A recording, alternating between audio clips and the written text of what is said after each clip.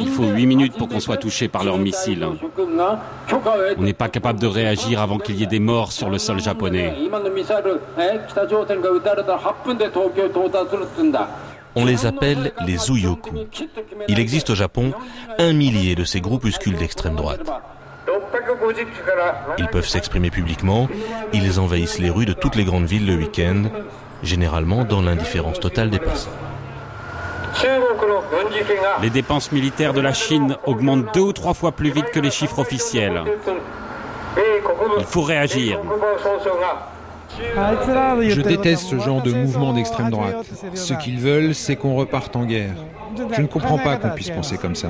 Mais il y a plein de gens comme ça dans l'extrême droite. Si on ne fait rien, ça sera l'extinction de la race japonaise. Chacun d'entre nous doit réfléchir à cela. Quand vous rentrez à la maison, parlez-en entre vous. Si je suis là aujourd'hui, c'est parce que je suis très inquiet. C'est important que les gens puissent exprimer leurs idées, même si cela font quand même un peu peur. Ces groupes sont les héritiers de l'extrême droite des années 30, celle qui défendait l'idée d'un grand Japon qui dominerait l'Asie.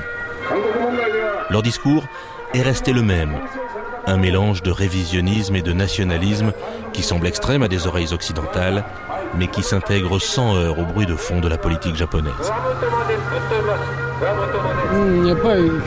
Les Japonais ne s'expriment pas, ils sont gênés, ils ne veulent pas faire de vagues.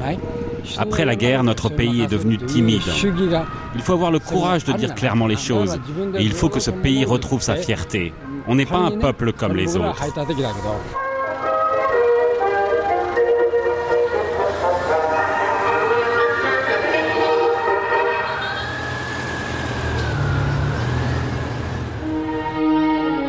Le peuple japonais a en effet une histoire particulière. Allié de l'Italie et de l'Allemagne nazie, le Japon se lance au début du siècle dans une immense expansion militaire sous la férule de l'empereur Hirohito. Toute l'Asie sera bientôt dominée par l'Empire du Soleil Levant. Dans ses conquêtes, le Japon commet de nombreuses exactions. Massacre de centaines de milliers de Chinois dans la ville de Nankin. Travail forcé, voire esclavage pour la colonie coréenne. Expérience médicale sur des cobayes humains pour la sinistre unité 731 en Mandchourie. Mais lorsque le Japon capitule, finalement vaincu par la bombe américaine, ces crimes sont vite effacés de la mémoire collective. Le procès de Tokyo n'est qu'une pâle copie de Nuremberg. Les États-Unis ont besoin de l'archipel comme bouclier contre le communisme qui gagne la Chine. L'empereur Hirohito sera laissé sur son trône jusqu'en 1989. Seuls 14 ministres et généraux sont condamnés à mort.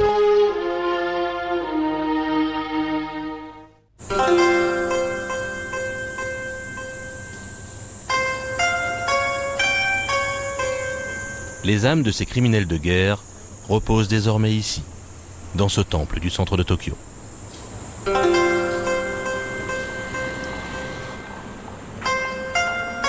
Dans le temple Yasukuni, on vénère la religion Shinto, le culte impérial japonais. Pendant la guerre, les groupes de kamikazes venaient ici écouter le vent divin avant leur mission suicide. Et aujourd'hui, on y honore la mémoire des millions de soldats morts pour la patrie, dont les 14 criminels de guerre condamnés en 1945.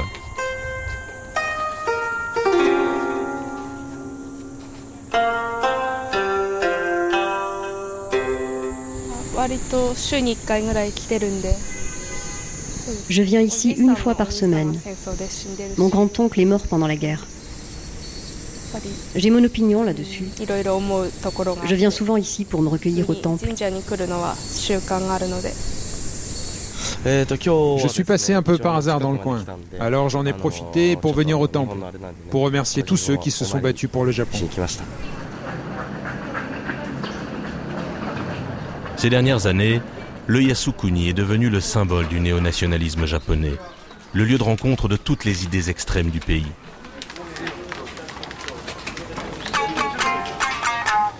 À l'entrée du temple, cet innocent joueur de shamisen, par exemple, porte un t-shirt qui affirme sans équivoque la supériorité de la race japonaise.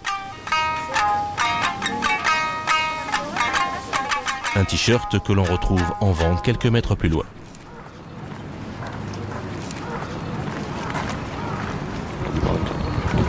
Qu'est-ce qui est marqué là sur celui-là? C'est quoi? Le drapeau japonais et le drapeau de la marine. En fait, le texte réaffirme un vieux mythe de l'identité nippone, l'appartenance à la race Yamato. Yamato, c'est le nom de la première dynastie japonaise et de la ville où commence le peuplement de l'archipel. La légende affirme la pureté de cette colonie originelle et donc de la race japonaise. Au Yasukuni, on vient prier pour le retour du grand Japon impérial. On pourrait croire les idées diffusées ici minoritaires, anecdotiques, mais chaque année, un homme vient leur donner une consécration officielle. Junichiro Koizumi, le Premier ministre japonais.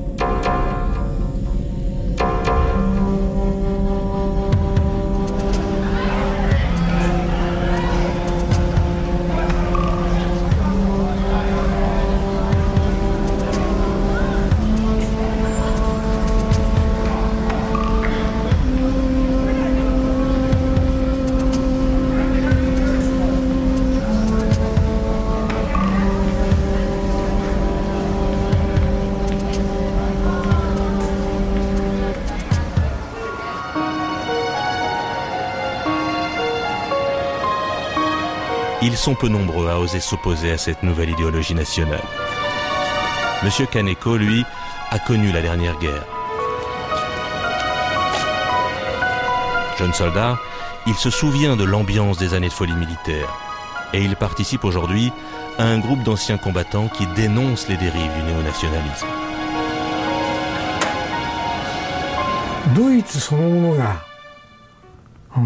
L'Allemagne a enterré son passé, mais le Japon n'arrive pas à le faire, même après toutes ces années.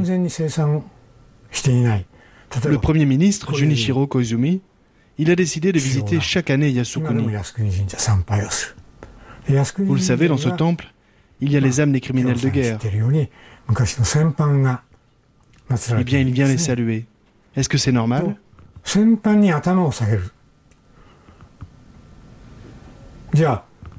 Est-ce que le chancelier allemand va se recueillir sur la tombe d'Hitler ? En France, pour l'anniversaire de l'armistice, le président rend hommage aux résistants, mais pas aux collaborateurs, non ? C'est la grande différence entre le Japon et l'Europe.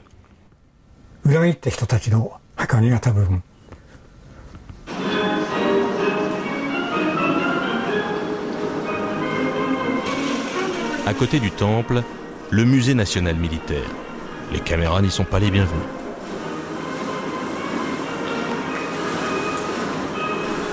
Et pour cause.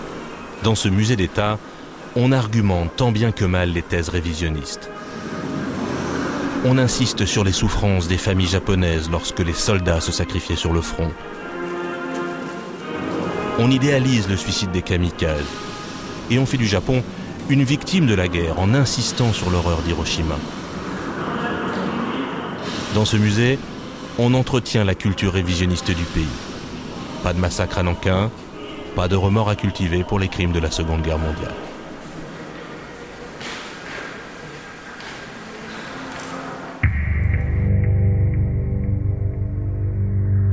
Yoshinori Kobayashi est l'un des dessinateurs de manga les plus connus du pays. C'est aussi le chef de file de la littérature nationaliste et révisionniste. Son dernier livre s'appelle d'ailleurs Yasukuni, et il est totalement consacré à la réécriture de l'histoire japonaise.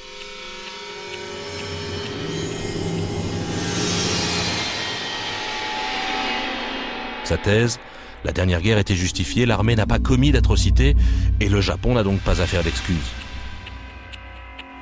Chaque livre de Yoshinori Kobayashi se vend à plus d'1 million d'exemplaires. Le